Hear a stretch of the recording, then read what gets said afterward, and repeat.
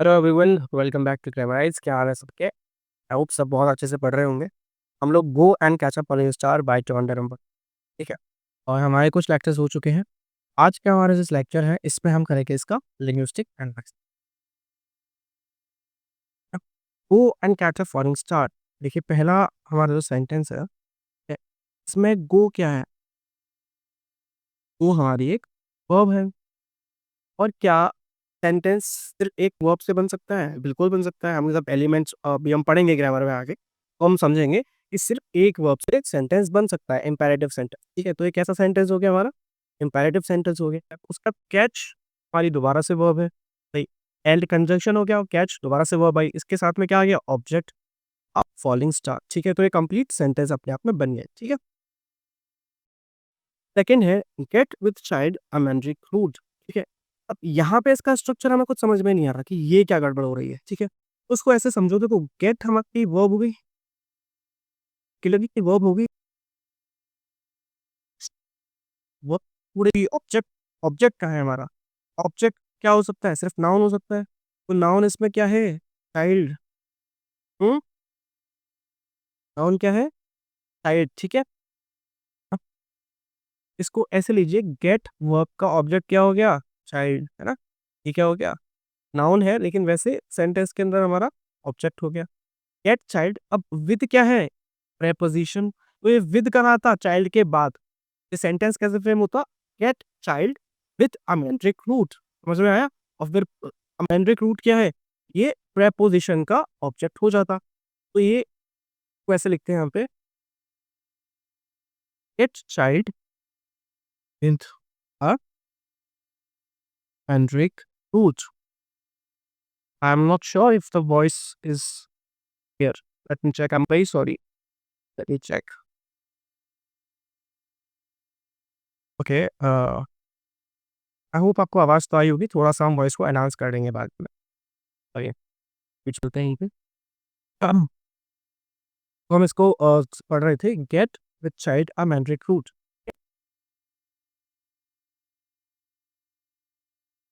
Gate with child a mandrake root. Finally get child with a mandrake root. Get child with a mandrake. तो यहाँ पे अब हमारा sentence बन गया। देखो, ये क्या हो गई? वर्ब हो गई। ये हमारा ऑब्जेक्ट हो गया। ये हमारा प्रेपोजिशन हो गया। और ये हमारा प्रेपोजिशन का ऑब्जेक्ट हो गया, ठीक है। समझ में आया? तो यहाँ पे अब क्वेश्चन ये उठता है कि ये जो विथ को यहाँ पे लेके आए हैं पोइट, ऐसा क्यों किया उन्होंने? कि क्या मजबूरी थी? वो मजबूरी थी हमारे मीटर की। Let me fix the camera. मजबूरी क्या थी हमारे मीटर की? हमारा जो मीटर है वो डिस्टर्ब हो रहा होगा इसके लिए, ठीक है। तो इस वजह से मीटर को सेट रखने के लिए पोइट ने ये चेंज किए। और इसको भी अब किसके अंदर रखते हैं? ये भी हमारा क्या हो जाता है? Poetic licence.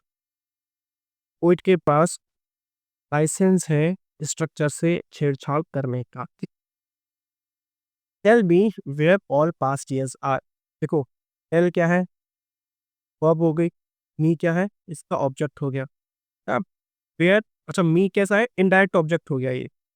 अब where all past years are, ये क्या है? इसका डायरेक्ट ऑब्जेक्ट हो गया, ठीक है। ये भी कंप्लीट सेंटेंस बन गया। और who cleft the devil's foot. अब who cleft the devil's foot, इसके साथ में एक चीज आप नोटिस करिए कि जो टेल मी है ना, ये जो टेल मी है, एक सेंटेंस ये टेल मी दोनों सेंटेंसेस के लिए वर्ब का काम कर रही है। यहाँ पे नीचे वाले सेंटेंस में इसको ऐसे समझिए, tell me where all past years are, and then tell me यहाँ भी फॉलो हो रहा है वो, और कंजंक्शन का यूज इसलिए किया गया है। टेल मी टू लेफ्ट, है ना। ये सेम चीज है। तो यहाँ पे ये टेल मी क्या हो गया है? इसका एलिप्सिस हो गया है, इसका इसको रिमूव कर दिया गया है। एलिप्सिस क्या होता है? आपने लास्ट टाइम भी समझा था। जब किसी सेंटेंस का या किसी वर्ड का मीनिंग अंडरस्टूड होता है, तो वहां से हम कुछ लेटर्स या उन वर्ड्स को रिमूव कर देते हैं, है ना। उनके बिना भी हमें उसका मतलब समझ में आता है। उनका मतलब जो होता है वो अंडरस्टूड होता है। एंड पे हम उन वर्ड्स को या उन लेटर्स को रिमूव कर देते हैं, उसका बोलते हैं एलिप्सिस, है ना? तो ये टेल मी नीचे भी सेम वर्ब फॉलो हो रही है। टेल मी वर्ब उसका ऑब्जेक्ट और फिर उसका ये इनडायरेक्ट ऑब्जेक्ट, है ना? ये डायरेक्ट ऑब्जेक्ट और टेल मी ये तो था ही हमारा, टेल हमारी वर्ब हो गई और मी उसका इनडायरेक्ट ऑब्जेक्ट हो गई। Tell me who cleft the devil's foot. एक इंटरेस्टिंग चीज यहाँ पे ये और देखिए, दोनों सेंटेंस कैसे शुरू हो रहे हैं? टेल मी से। और इन दोनों के ही जो डायरेक्ट ऑब्जेक्ट्स हैं, कैसे ऑब्जेक्ट्स हैं? डायरेक्ट ऑब्जेक्ट, वो WH वर्ड से शुरू हो रहे हैं। किससे शुरू हो रहा है? WH वर्ड से। Where all the past years are, और who cleft the devil's foot, है ना? तो ऐसी चीजें जहाँ पे ऐसे सेंटेंसेस जहाँ पर सेम ग्रामेटिकल स्ट्रक्चर्स फॉलो होते हो, है ना, जहाँ पर सिंटैक्टिक स्ट्रक्चर सेम हो, उसको हम बोलते हैं पैरेललिज्म। क्या बोलते हैं? पैरेललिज्म, है ना? दो सेंटेंसेस जहाँ पर कि सेम ग्रामेटिकल स्ट्रक्चर्स फॉलो होते हो। तो ऐसे सेंटेंसेस जहाँ पे हम एलिप्सिस का यूज कर रहे हैं, उन्हें हम क्या बोलते हैं? Elliptical sentence. क्या बोलते हैं? Elliptical sentence. तो ये जो नीचे वाला है हमारा, who cleft the devil's foot, ये क्या है? एक एलिप्टिकल सेंटेंस है। आइए नेक्स्ट पे चलते हैं। Teach me to hear mermaid singing. ठीक है, अब फिर से वही, टीच क्या है? वर्ब है। इंपैरेटिव सेंटेंस चल रहे हैं भाई सारे यहाँ पे, फर्स्ट स्टैंजा में सारे इंपैरेटिव सेंटेंसेस है ना? मी क्या हो गया? इनडायरेक्ट ऑब्जेक्ट हो गया। And to hear mermaid singing, ये क्या हो गया? ये डायरेक्ट ऑब्जेक्ट हो गया इसका, ठीक है? अब फिर से वही चीज हुई जो ऊपर टेल मी के साथ हुई थी, वही चीज टीच मी के साथ हुई है। आप ब्यूटी देखिए, पोइट की इंटेलिजेंस देखिए, है ना, कि वो सब में सेम स्ट्रक्चर फॉलो कर रहा है। टीच मी दोबारा से क्या है? एक इलिप्टिकल वर्ड्स हैं जो कि इलिप्सिस तक के हटा दिए गए हैं। टीच मी फिर से इसके लिए वर्ब और इसके लिए ऑब्जेक्ट टीच मी ही है, और यहाँ पे क्या उसका डायरेक्ट ऑब्जेक्ट बन जाएगा। Teach me to keep off envy's sting, है ना? तो ये दोनों सेंटेंस फिर से क्या हो जाएंगे? ये दोनों सेंटेंस भी ऊपर वाले दोनों सेंटेंस इसकी तरह पैरेललिज्म को फॉलो कर रहे हैं। दोनों का जो सिंटैक्टिक स्ट्रक्चर है वो सेम है, ठीक है? ईच वर्ब है, मी इनडायरेक्ट ऑब्जेक्ट है, उसके बाद to hear mermaid singing direct object हो गया। सेम चीज नीचे फॉलो हो रही है। टीच क्या है? वर्ब है, मी ऑब्जेक्ट है, कैसा? इनडायरेक्ट, और डायरेक्ट ऑब्जेक्ट हो गया टू कीप ऑफ एग्जिस्टिंग। देखिए, टू हियर और टू कीप क्या है? टू हियर, टू कीप, ये क्या है? ये नॉन फाइनाइट वर्ब्स है, इनफाइनाइट वर्ब्स है, और ये यहाँ पे कैसे काम कर रही हैं? एस नाउन वर्क कर रही हैं, है ना? ये नाउन फ्रेज बना रही है। नाउन फ्रेज है तभी वो ऑब्जेक्ट की तरह यूज हो रहा है। And find what wind serves to advance and honest mind. अब ये नीचे ये हमने देखा, ये 3 लाइंस हैं। लाइन कितनी है? 3 है। And find what wind serves an honest mind, लेकिन सेंटेंस एक ही है। ये जो 7, 8 एंड 9 लाइंस है, ये क्या है? लाइन 3 है लेकिन सेंटेंस एक ही है। क्यों है? एंड तो कंजंक्शन हो गया, चलो वो तो ऊपर वाले से कनेक्ट करा, उसको हटा दो। वर्ब तो यही हुई ना हमारी। स्टार्टिंग जब हम इंपेरेटिव सेंटेंस में वर्ब से कर रहे हैं तो वर्ब तो फाइंड ही हुई, है ना? Find what wind serves advance. एक बार इसको क्लियर कर देते हैं, इसको फिर समझ, थोड़ा सा स्पेस बनाते हैं।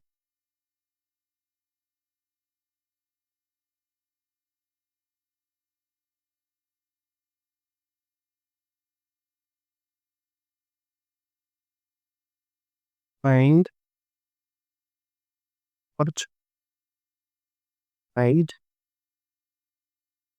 सर्व्स एडवांस एंड, अब देखिए फाइंड हमारी क्या है? वर्ब है, और उसका ऑब्जेक्ट क्या है? ये पूरा जो नाउन फ्रेज है, ये क्या है? इसका ऑब्जेक्ट हो गया। अब वो वर्ड से कनेक्टेड है। अच्छा, इसमें भी हम देखें तो व्हाट विल सर्व्स, है ना? व्हाट विल सर्व्स, सर्व्स हमारी क्या है? वर्ब है, और वर्ब है अगेन, तो फिर ये ऑब्जेक्ट नहीं, तो फिर इसका ऑब्जेक्ट क्या हुआ? To advance and honest mind. ये यहाँ पे वर्ब है, ये यहाँ पे फिर से इसका ऑब्जेक्ट ले गया। ये क्या हो गया? ये नाउन हो गया यहाँ पे, तो नाउन वर्ब एंड ऑब्जेक्ट फिर से एक स्ट्रक्चर बन गया हमारा, ठीक है? अच्छा, यहाँ पे देखो टू है preposition.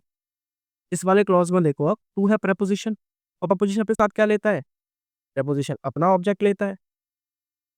Advance and honest mind क्या हो गया, ये इस प्रेपोजिशन का क्या हो गया, ये इसका भी ऑब्जेक्ट बन गया, है ना।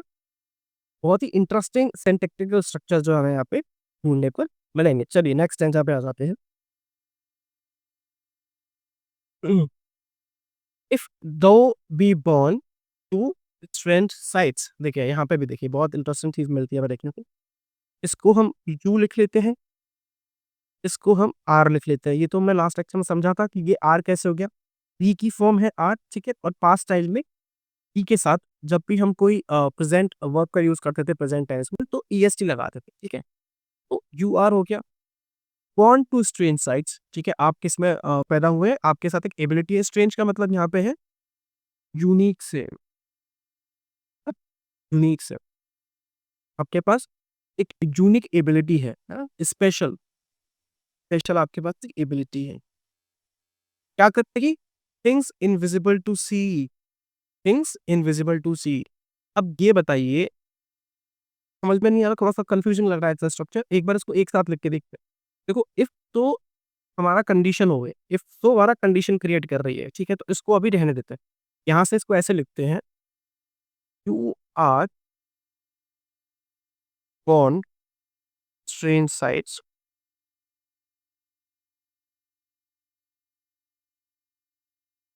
things invisible। अब यहाँ पे कंफ्यूजन क्रिएट क्यों हो रहा है, कंफ्यूजन क्रिएट हो रहा है इसकी वजह से, थिंग्स इनविजिबल टू सी। अगर हम इसको यहाँ पे ले आए, इसको यहाँ पे ले आए, you are born to strange sights to see invisible things, क्या मीनिंग इसका क्लियर हो जाएगा, बिल्कुल हो जाएगा। तो इसको हम बोलते हैं इन्वर्जन, ग्रामर की लैंग्वेज में क्या बोलते हैं, इसको हम बोलते हैं इन्वर्जन। मतलब क्या, कि इसी के स्ट्रक्चर को उल्टा कर देना, इन्वर्ट कर देना, ऑपोजिट कर देना। अब ये करते क्यों, ये करते हैं हम एक इफेक्ट लाने के लिए, रेटोरिकल इफेक्ट लाने के लिए, एक इम्पैक्ट छोड़ने के लिए। जैसा एग्जांपल हम लेते हैं, हमारे कोई फ्रेंड है या हमारी कोई बहन है, तो उसको क्या बोलते हैं कि अ, देखो मैडम के नखरे, राइट। ग्रामेटिक स्ट्रक्चर्स क्या होना चाहिए, मैडम के नखरे देखो, राइट। मैडम नाउन है तो पहले आना चाहिए मैडम के नखरे देखो, लेकिन आप बोलते क्या है, देखो मैडम के नखरे, क्यों बोल रहे हैं, तो हम वर्ब को पहले ला रहे हैं, नाउन को बाद में ला रहे हैं, एक इफेक्ट क्रिएट करने के लिए, अपने बात को एक इम्पैक्टफुल तरीके से कहने के लिए। वही चीज यहाँ पे हुई है, you are gone to strange sights to see things invisible, to see, अच्छा रखिए, to see invisible things, to see, ये ऐसे सही होगा, you are born to a strange sight to see invisible things. कैसे, इनविजिबल चीजों को देखेंगे, हमें क्या हो रखा है, थिंग्स इनविजिबल, हमने इसको ऑपोजिट किया हुआ है। इनविजिबल क्या है, एडजेक्टिव है, थिंग्स क्या है, नाउन है ना। तो उसको यूजुअली एडजेक्टिव पहले आता है ना, यहाँ पे क्या हुआ है, थिंग्स इनविजिबल, नाउन और एडजेक्टिव को पीछे रख दिया है, क्यों, एक इम्पैक्ट क्रिएट करने के लिए, ठीक है।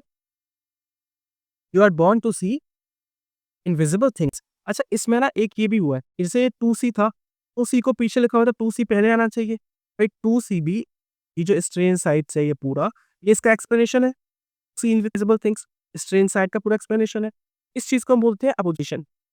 तब भी किसी चीज को हम पेन करते हैं एक सेंटेंस के अंदर, जैसे कि Akbar the great, Akbar the great, हम बोलते हैं पेरिस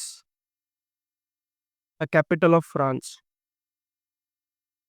सेम चीज जब यूज हो रही होती है, सेम चीज के बारे में बात हो रही होती है, उसको हम बोलते हैं अपोजिशन, ठीक है।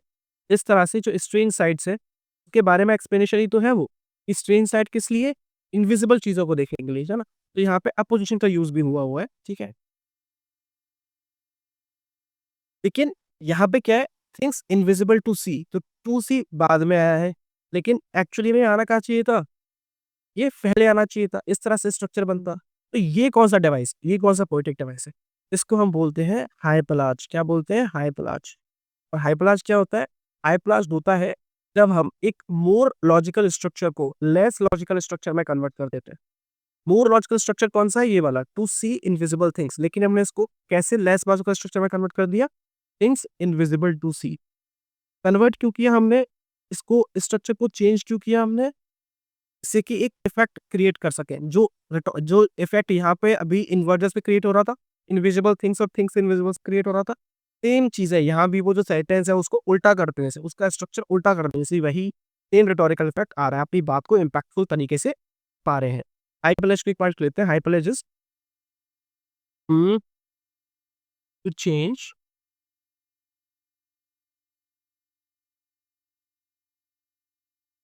elements in a sentence, clause or phrase, a phrase from a more logical structure, a less structure। एक ग्रामेटिकली स्ट्रक्चर लेस लॉजिकल है। पहले ज़्यादा सही था, ग्रामर के हिसाब से ठीक था, लेकिन इम्पैक्ट ज़्यादा आ रहा है। लेस लॉजिकल स्ट्रक्चर में भी इम्पैक्ट ज़्यादा आया है। तो इस बात को समझ के चलिएगा कि पूरी ने क्यों किया क्यों? एक इम्पैक्टफुल वे में अपनी बात को रखने के लिए ये यूज़ किया गया है। ठीक है? ये वाली जो बात थी, राइट 10,000 डेज़ एंड नाइट्स में बता ही चुका था आपको। ये हाइपरबोली का यूज़ है।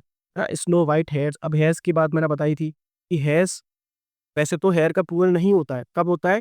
2 या 3 स्ट्रैंड्स ऑफ हेयर की जब बात कर रहे होते हैं, तब उसका प्लूरल होता है, तब उसको हम हेयर्स बोल देते हैं, अदरवाइज़ वो हेयर हेयर ही रहता है। लेकिन यहाँ पे हेयर क्यों किया गया है? अगेन क्या है? पोएटिक लाइसेंस है, मीटर को सेट रखने के लिए क्या है?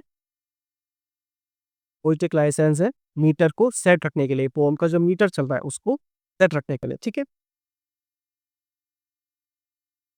एंड स्वेयर, अच्छा अब देखिए यहाँ पे एक चीज़ देखिए, ये विल का मैंने बताया था, ये विल्ट नहीं है, क्या है?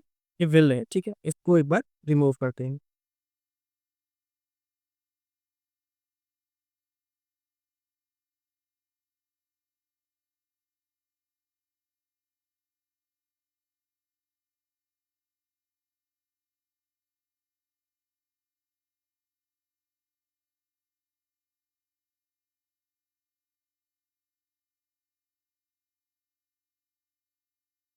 देखिए, ये क्या है? दो है ना? दो का मतलब क्या होता है? और होता है you, when thou returnest will tell। तो यहाँ पे जो यू है, इसकी वर्ब का है, ये तो सब्जेक्ट हो गया, है ना? ये तो सब्जेक्ट हो गया, इसकी वर्ब का है, इसकी वर्ब है ये विल, इसको ऐसे लेके चलेंगे। यू विल टेल मी, कैसा हो जाएगा ये? You will tell me when you return, है ना? इस तरह से इसका स्ट्रक्चर बनेगा। You will tell me when you return what all strange wonders that befell thee, वो सारे वंडर्स, वो सारी मिस्टीरियस इवेंट्स, है ना? वो सारी चीजें जो तुमने देखी। एंड स्वेयर, ठीक है? अब एंड स्वेयर, ये बीच से बीच कहाँ से वर्ब आ गई? देखिए ये वही है, यू और विल, जो यहाँ पे ये फिर से वो इलिप्टिकल इलिप्टिकल वाला जो सेंटेंस है, वो स्ट्रक्चर है, वो फॉलो हो रहा है। तो ये एंड स्वेयर से पहले क्या है? यू विल स्वेयर, इलिप्टिकल है क्योंकि क्या है? मीनिंग बना रहा है। जब अंडरस्टूड किसी सेंटेंस का मीनिंग होता है तो वहाँ से कुछ वर्ड्स को, लेटर्स को हम रिमूव कर देते हैं, इलिप्टिस बोलते हैं। तो यहाँ भी वो मीनिंग बना रहा है। हम समझ पा रहे हैं कि जो सब्जेक्ट है और जो हेल्पिंग वर्ब है वो पुरानी वाली चल रही है। ये इसका सब्जेक्ट हो गया, इसकी हेल्पिंग वर्ब हो गई, तो वही सेम ये इसकी मेन वर्ब हो गई, ये इसका ऑब्जेक्ट हो गया, है ना? तो सेम चीज़ यहाँ पे चल रही है, सब्जेक्ट हेल्पिंग वर्ब ये हो गई, एल्सवेयर इसकी मेन वर्ब हो गई। You will swear what? Nowhere lives a woman true and fair, कहीं पे भी ऐसी वुमन नहीं रहती जो कैसी हो? ट्रू या फेयर हो, ठीक है?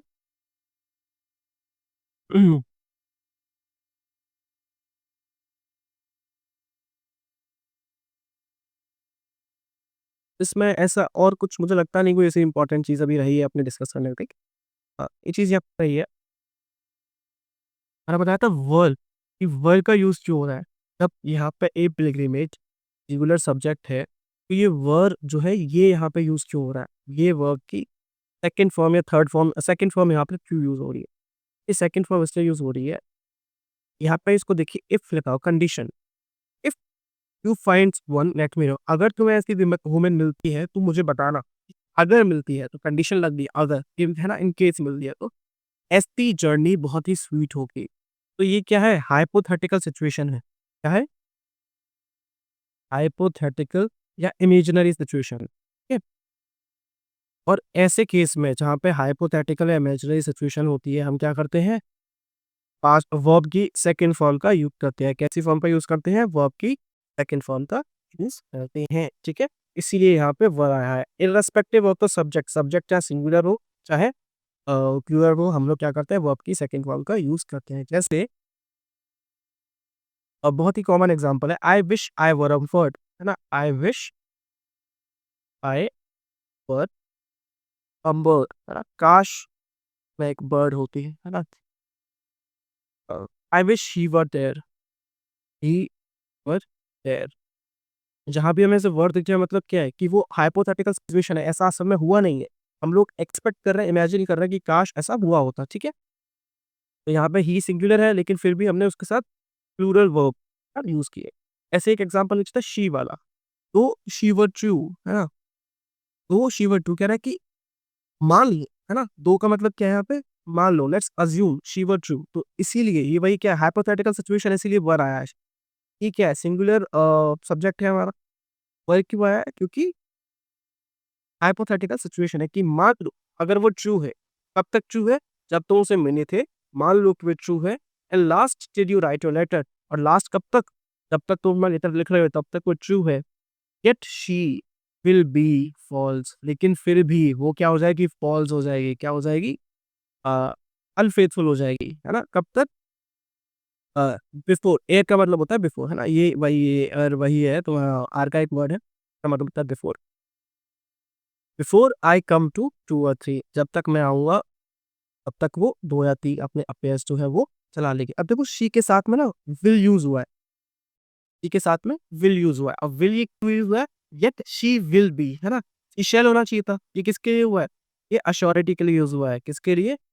श्योरिटी के लिए यूज़ हुआ है कि श्योर है, अपनी बात को लेके वो बहुत ज़्यादा फर्म है। तब तक मैं वहाँ पहुँचूँगा, तब तक वो कैसी हो जाएगी? अनफेथफुल हो जाएगी। इनफिडेलिटी जो है वो कमिट कर चुकी होगी कितनी बार? वो ये आई थिंक सारे जो इम्पोर्टेंट पॉइंट्स थे, है ना? जो भी कुछ इम्पोर्टेंट स्ट्रक्चर्स थे, हमने वो डिस्कस कर लिए। हालाँकि इम्पोर्टेंट स्ट्रक्चर्स पे क्वेश्चन नहीं आता है। लिंग्विस्टिक एनालिसिस जो हमने किया, इससे हमारा कोई क्वेश्चन नहीं बनता है।